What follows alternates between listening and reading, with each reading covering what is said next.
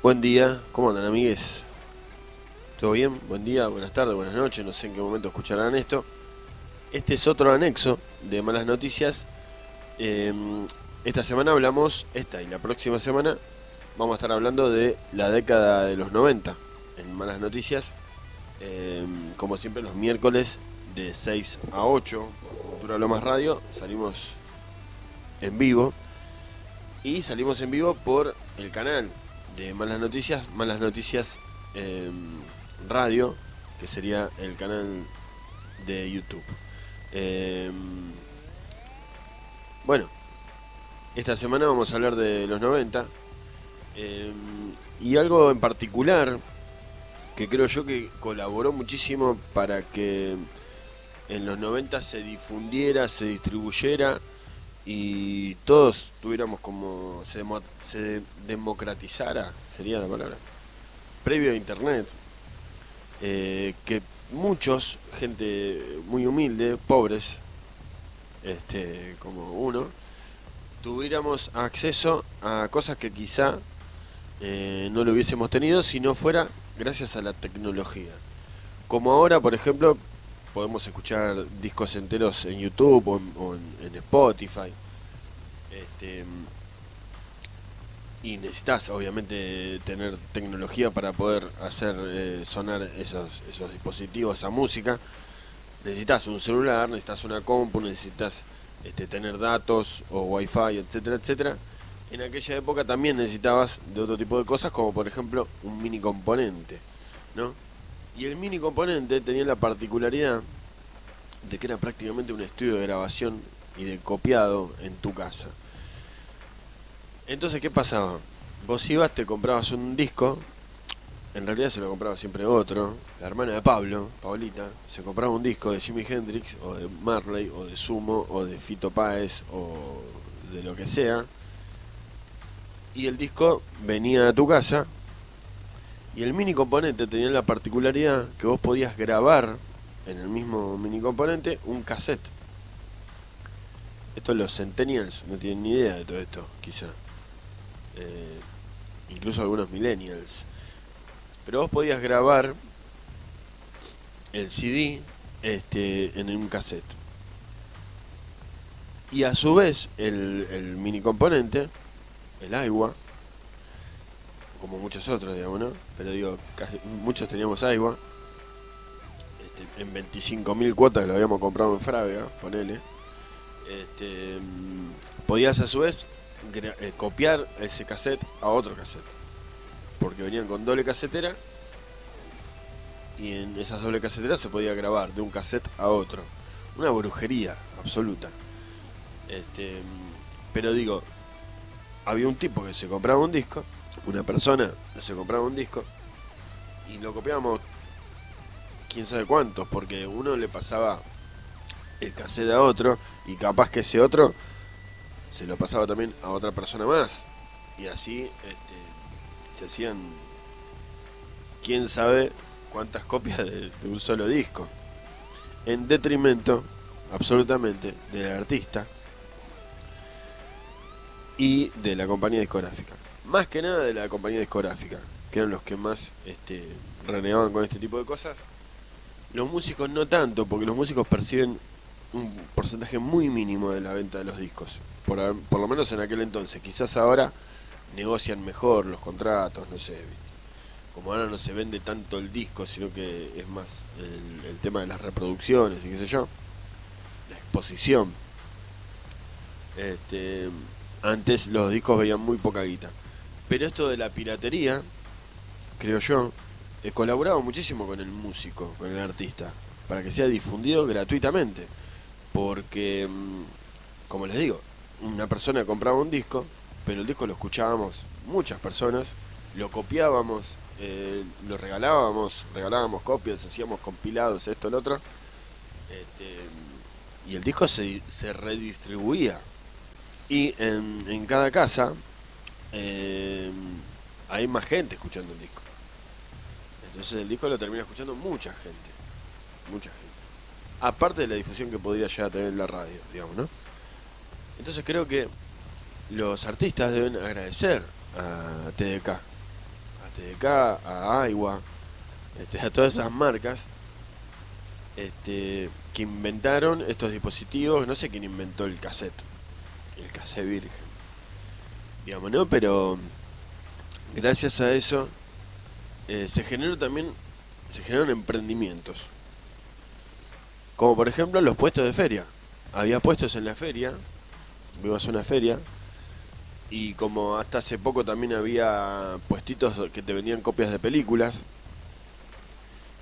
gracias también a la posibilidad que te dan los programas de computación y las grabadoras de CD que vienen en las compus y qué sé yo, de hacer copias de video, de audio, en MP3, en WAV, esto, lo otro. Pero digo, siempre la tecnología aporta herramientas para que uno le robe a alguien, le robe a otros. Es muy loco eso, como las herramientas que te otorgan los dispositivos para que vos seas un pirata, para que vos seas un ladrón, y evites comprarte las cosas, comprarte las cosas originales y le robes a Lars Ulrich, que después anda llorando por ahí que le faltan unos no sé cuántos millones de dólares, por culpa de estos cosas que distribuyen gratuitamente la música. Pero digo, en aquel entonces no había como una persecución atrás de los inventores de la grabadora, de la casetera, de que vos pudieras grabar un CD y pasarlo a cassette. No había nadie detrás de esos facilitadores del robo y de la piratería. Sin embargo, como les digo, se generaron emprendimientos. Existía en Buenos Aires, existe todavía, la feria del Parque Rivadavia, que es una feria más bien de libros. Pero en unas épocas, antes de que Macri llenara todo de rejas, se podía ingresar a la feria y armar y tirar un paño ahí, una tela, una frazada, una sábana, lo que sea, un mantel. Y caían los pibes con sus copias de cassettes, que les hacían la tapita, mandaban a hacer la tapita en una fotocopiadora, a veces incluso hasta a color. Pero había muchas tapitas en blanco y negro. Y vos ibas ahí y conseguías discos rarísimos, que no los conseguías en las disquerías de los centros, mucho menos en las disquerías Musimundo, etcétera. Olvídate. Estas eran cosas como importadas, que capaz que las tenía uno que había viajado, qué sé yo, o uno que tenía internet, porque internet existía ya en ese entonces, en los 90 y pico, y capaz que había conseguido archivos de esto, qué sé yo, y había logrado conseguir este material. Entonces había puestos que eran todos discos piratas, o cassette piratas, más que nada de shows en vivo. Tenías, no sé, Metallica en Donington, los Red Hot Chili Peppers en Gusto 94, cosas por el estilo.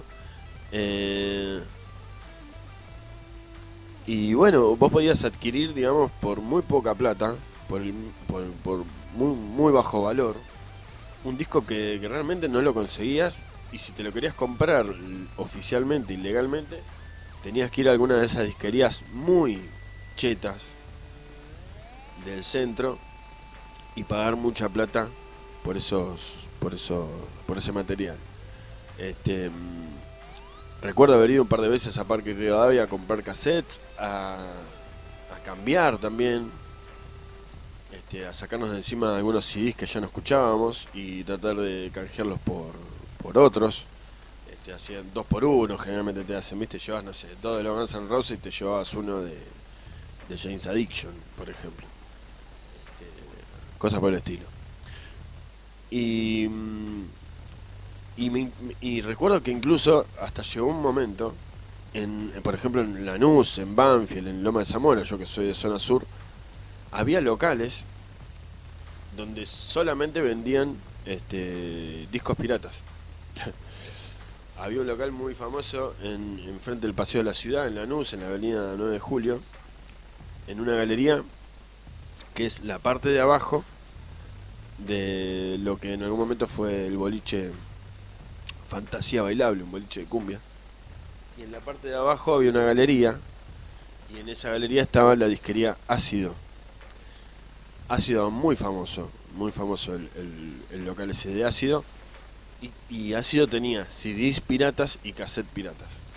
No vendía prácticamente nada oficial, a no ser que uno vaya a empeñar sus discos ahí para poder comprar otras cosas. Tenía algunos CDs originales, pero en la mayoría eran truchos, eran copias piratas. Y en esa misma galería, antes de Ácido, unos años antes, había otro tipo, un blusero, que pasabas por la puerta del local y había un olor a palo santo tremenda, porque no creo que fumara porro ahí adentro de la galería. Para mí era, no sé, yo ahora que reconozco la diferencia entre un olor y otro, creo que era palo santo, o un saumerio, algo así. Nosotros flasheábamos que era porro. Y no, era otra cosa. Había un tipo ahí, el Rengo le decían, por su andar. Y tenía mucho cassette trucho ahí en la vidriera, pero ahí en la vidriera, totalmente expuesta la piratería y totalmente consensuada. De Papo y de Van Halen y de mucho de rock and roll más de los 80. Y tenía pósters en el local había pósters de Nina Hagen, de Lita Ford, ¿no? Era más de esa onda. Y me acuerdo que las tapas de los cassettes se las hacía él. Entonces, por ejemplo, decía Papo Blues 4 y era un recorte de una mina en tanga, ¿no? En la tapa del cassette y escrito como con fibra, no sé qué, prolijito, ¿sí? Decía Papo Blues 4. O sea, que él hacía las tapas de los discos como se le cantaba el culo también. Era hermoso. Esa disquería era preciosa.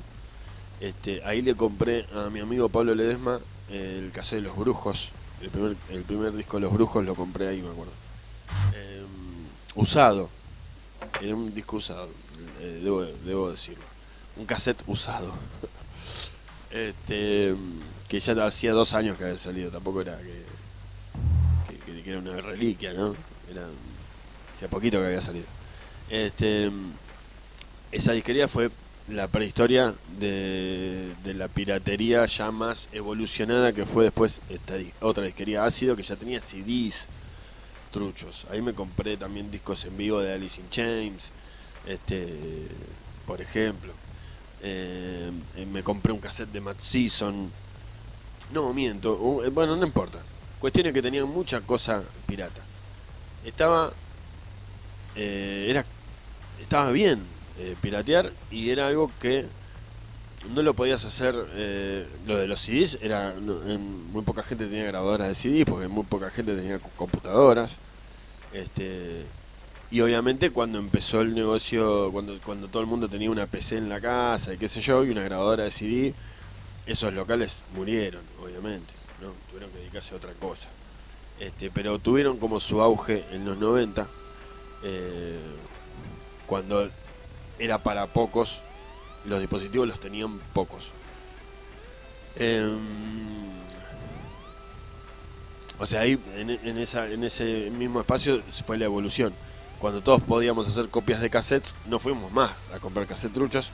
Y cuando todos pudimos hacer copias de CDs, no fuimos más a Ácido tampoco.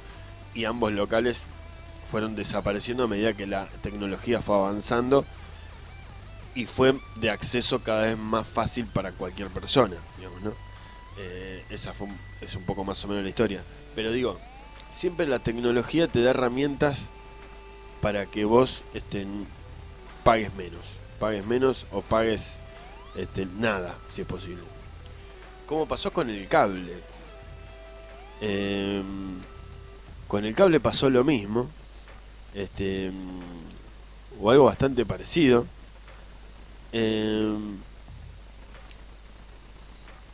Que es, claro, es algo similar. ¿Por qué?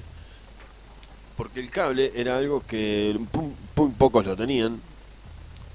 La prehistoria del cable es la TV satelital. Había televisores que tenían antena satelital, y podías ver canales de otros países. No entendías un sorete, pero podías verlos. Decía, viste, estoy viendo un canal canadiense. Bárbaro. ¿De qué se trata? No sé, pero lo tengo. Y cuando entra el cable, los televisores incluso no tenían capacidad para la cantidad de canales que venían. No sé, venían 50 canales, por ejemplo, en el primer multicanal. Y Telecentro, ¿no? Era algo así, creo. No, Telecentro no, bueno, no importa. Telecentro es el que está ahora. Pero bueno, venían como una cierta cantidad de canales, no entraban no podías sintonizarlos directamente con tu televisor, tenías que hacer la sintonía fina con una ruedita, así, a ver si enganchabas algo. Tenías que poner un adaptador a la ficha del cable coaxil, tenías que poner un adaptador del cable común, que no es el nombre, del cable de TV, de antena de TV. Venía como tenías que comprar el adaptador para poder pasar la señal coaxil a través de ese adaptador para poder entrar a la antena de TV. Y ahí capaz que enganchabas algo. Si no, la otra forma era a través de la videocasetera.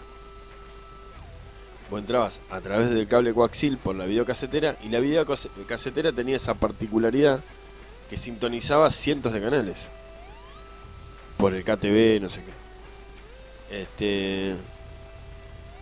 Y ahí empezó esta cosa también de poder grabar, porque la videocasetera grababa, tenía también la particularidad de que podías grabar la imagen, lo que estaba emitiendo la TV. Entonces te grababas en la videocasetera los programas. Y eso fue un golazo, porque cuando apareció el cable, y vos podías grabar con la videocasetera, empezamos a comprar VHS a dos manos, videocassettes vírgenes. Gracias TDK de nuevo. Y claro, era un golazo, porque podías tener videos de tus bandas favoritas en VHS y verlos las veces que quisieras, en el momento que quisieras. Y era maravilloso.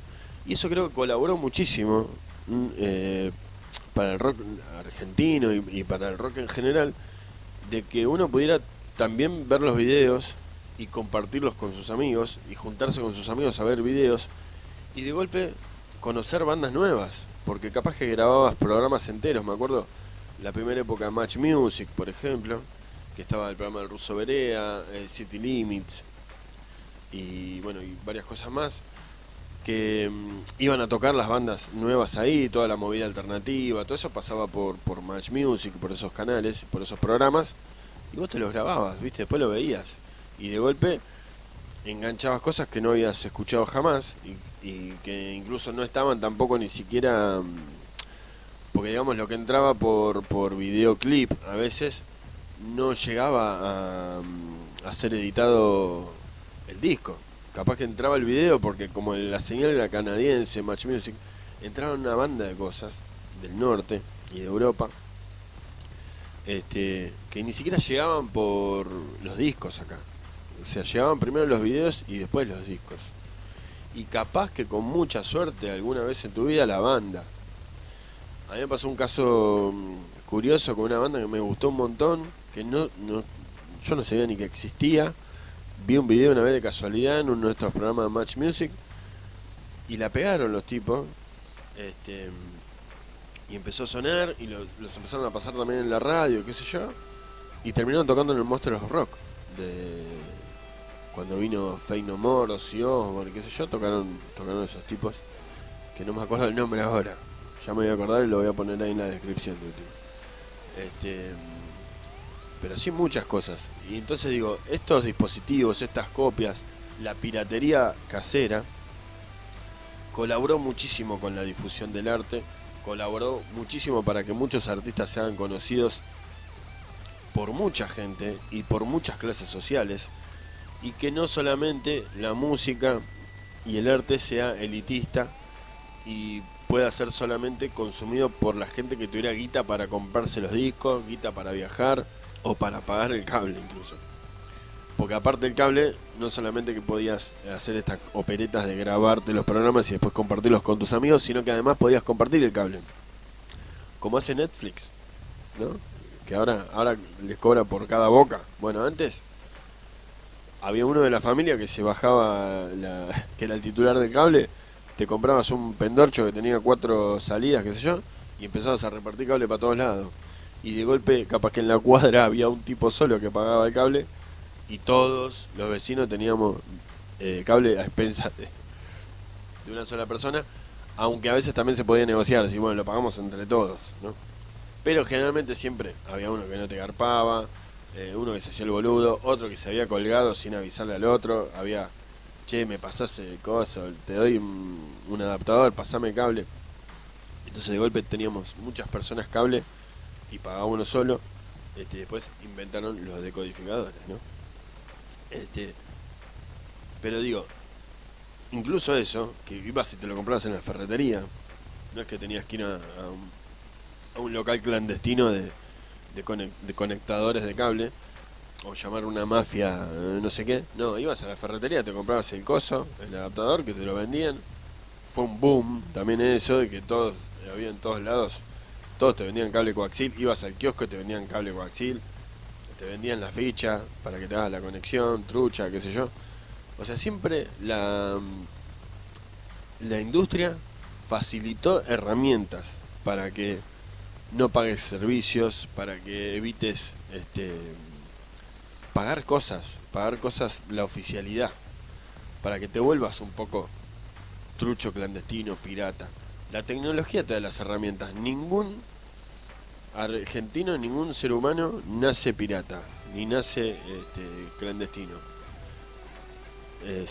Uno se hace, y los que te dan las herramientas es el propio sistema, ¿no? La propia industria te habilita las herramientas para que hagas y deshagas esas cosas, o por lo menos para que te la creas, para que te creas que tenés ese acceso, digamos, ¿no?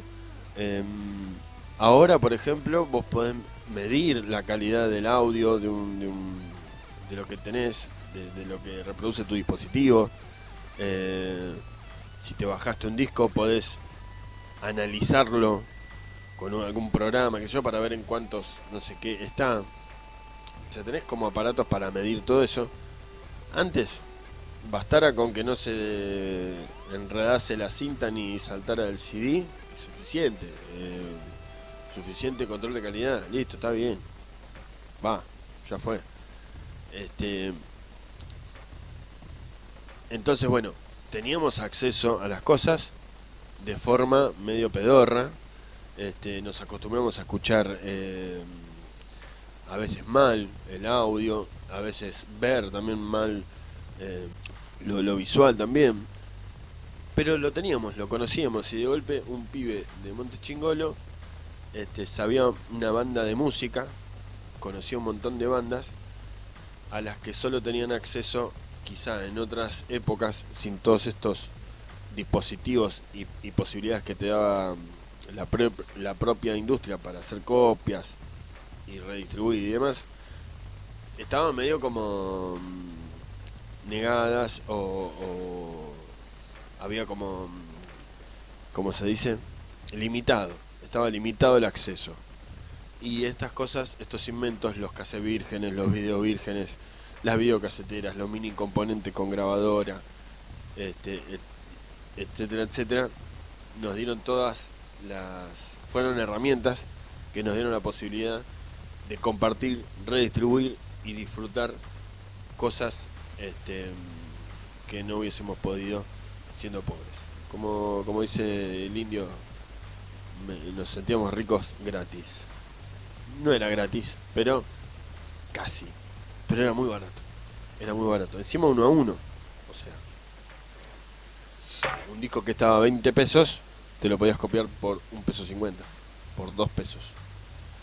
Que te salía el cassette virgen. Está bien, no tenías el librito con las letras, no tenías nada, ninguna data que viniera en el disco ni nada de eso, pero tenías la música, que es lo importante.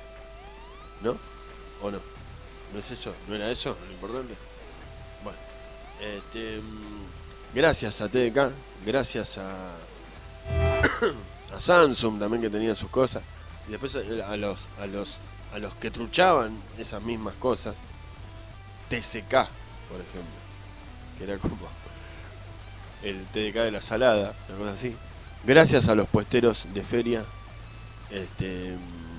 por ser como pioneros en el negocio de la piratería. Gracias a todos los hippies, hipsters y punkies de Parque Rivadavia, que iban con sus mantelitos y sus copias a hacer compra, venta y canje, como diría Wallace. Y gracias a todos esos productores, a esos industriales y a esos piratas de la música y del rock, por permitirnos a muchos tener acceso a cosas que quizá de otro modo no hubiésemos podido. Hoy está todo mucho más democratizado, el acceso es mucho más fácil, nunca es gratis, pero es más fácil. Pero en aquel entonces era difícil, y todas estas cositas de las que estuvimos hablando facilitaron el acceso, así que muchas gracias. Bueno, los 90 tenían esta particularidad también. Así que bueno, nada. Hasta la semana que viene, que hablaremos de otra cosa.